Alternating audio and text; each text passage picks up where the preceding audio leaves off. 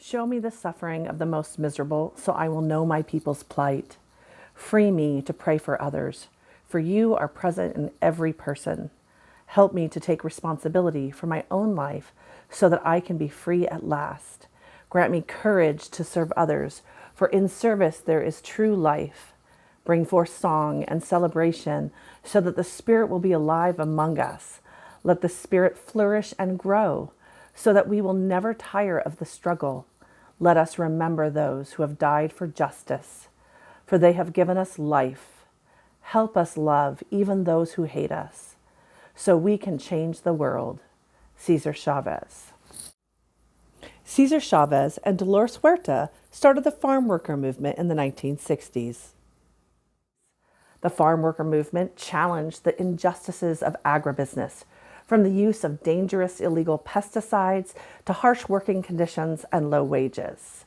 For 2 decades, Chavez and Huerta led and organized thousands of laborers in peaceful protest. They founded the longest-running agricultural labor union in the history of the United States, and combined, they were arrested more than 100 times for their participation in the farm worker movement. Born to Mexican-American parents in Yuma, Arizona in 1927, Cesar Chavez's early years were transitory. The Great Depression and dire economic conditions caused his family to move to California in search of work in the fields of the Central Valley and Bay Area. Chavez attended 37 different schools during his childhood, while his family worked in avocado fields and apricot orchards. Forced to leave school after 8th grade, Chavez joined his parents so that he could help support his family. Then, when he was old enough, Chavez joined the U.S. Navy for 2 years. Upon his return to California, he married Helen Fabula. As before, he worked in the fields to help support his family, but he was disheartened by the dire conditions farm workers still faced. So he began working with the Community Service Organization to register laborers to vote. Chavez understood that voters have the power to change laws, even labor laws. By 1959, Chavez was the national director of the CSO, the Community Service Organization, and by 1962, he co-founded the National Farm Workers Association with activist Dolores Huerta. Doris Clara Fernandez Huerta was born in Dawson, New Mexico in 1930. At the age of 3, her parents divorced, so she moved to the Central Valley of California with her mother and siblings. Huerta and her siblings worked with their grandfather and mother in a small restaurant and hotel owned by her mom. They helped and hosted many of the field workers from the neighboring farms.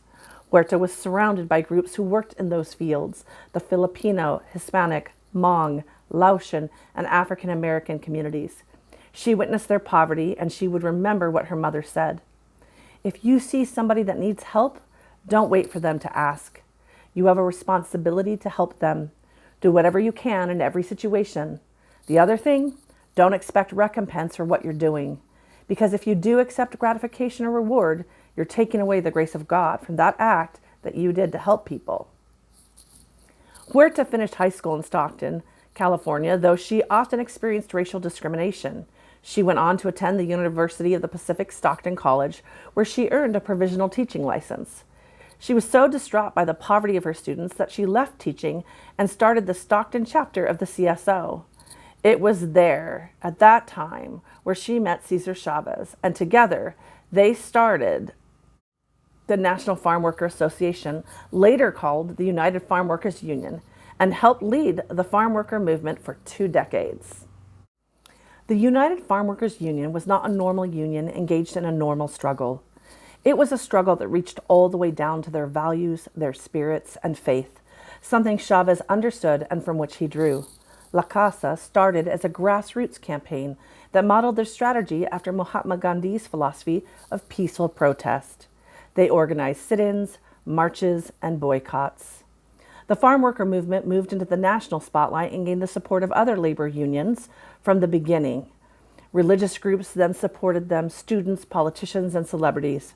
From 1965 to 1970, the farm worker movement organized the Great Boycott. The movement asked consumers to boycott grapes on behalf of La Casa.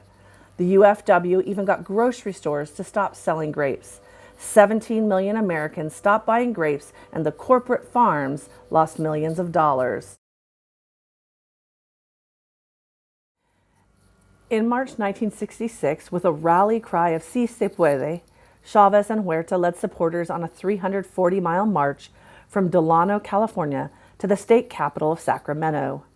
Of this endeavor, Chavez said, "The pilgrimage from Delano to Sacramento has strong religious, cultural overtones, but it is also the pilgrimage of a cultural minority who has suffered from a hostile environment and a minority who mean business." As the peaceful protests and boycotts continued throughout the West and across the United States, Chavez and Huerta expanded their support base. In 1968, Dr. Martin Luther King Jr. sent a telegram which stated, "To Cesar Chavez, my colleagues and I commend you for your bravery, salute you for your indefatigable work against poverty and injustice, and pray for your health and your continuing service as one of the outstanding men of America." The message also praised the use of nonviolent action and acknowledged the grave conditions faced by the farm workers and Black people in America. Like Gandhi, Chavez often fasted for the sake of La Causa. In 1968, after a 25-day fast and the loss of 35 pounds, he was able to convince his supporters to stay the course of nonviolence. This allowed the Great Boycott to carry on peacefully for another 2.5 years. Chavez was convinced that God is present in every person and that nonviolence was more successful than violence. To this, he dedicated his fast, and in this, his prayers were answered. Chavez continued to advocate for safe working conditions and fair labor practices for agricultural workers until his death in 1993. Huerta continues to fight for justice even today, and in many states like California, La Causa found success in changing labor laws to help protect farm workers and their families. San Jose State University is the oldest institution of higher learning in the western United States, and it opened the Cesar E. Chavez Monument in 2008. Funded by city redevelopment funds and the nonprofit Chavez Family Visions, San Jose is the place where Chavez started his activist work and lived for 14 years. Artist and UCLA professor Judith Baca designed the Arch of Dignity, Equality, and Justice as a reminder of the values and beliefs Chavez exemplified. His life was a call to serve others and to fight for justice. Originally voted on by students, the arch took 5 years of planning. It was designed by Baca in partnership with a structural engineer, numerous vendors, and volunteers who gave many hours of service to the project. It took over a ton of glass to complete the mosaic murals, and the arch sits at 22 feet tall. The day the arch opened, hundreds came to commemorate the event, including Dolores Huerta. Native American Aztec dancers performed, and Chavez's sons were in attendance. Farm workers from Salinas came, as did the mayor of San Jose. It was covered by national media and lasted well into the evening. The eagle, sitting at the top of the arch, was originally designed by Chavez's brother Richard. The eagle is the symbol of the United Farm Workers Union and represents unity. The arch sits on top of a mosaic circular pathway. The colors were selected from the Mayan prehistoric codices, and the path represents the numerous marches done for the plight of the farm worker. There are also 4 granite stones, each with a message from Chavez.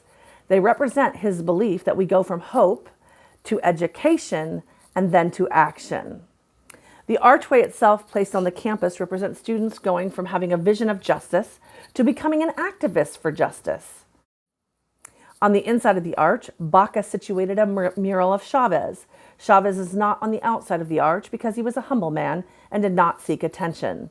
There is a gold short hoe on the face of the arch that symbolizes victory. The short hoe injured many workers and was prohibited from use during the movement. 2 panels on the front of the arch are field workers in California, a man and a woman, representing the heart of the movement, and the 2 back panels depict Dolores Huerta, the co-leader of the movement, and Mahatma Gandhi, the father of civil disobedience and the person that most inspired Chavez. The mural of Huerta shows her with one hand raised, representing the power of the people to end unjust treatment. The other hand is down, representing nonviolent action. Huerta and Gandhi were 2 important pillars of the farm worker movement. This beautiful monument stands as a testament to Cesar Chavez and the farm worker movement. It reminds us of his words. Perhaps we can bring the day when children will learn from their earliest days that being fully man and fully woman means to give one's life to the liberation of the brother who suffers. It is up to each of us. It won't happen unless we decide to use our lives to show the way.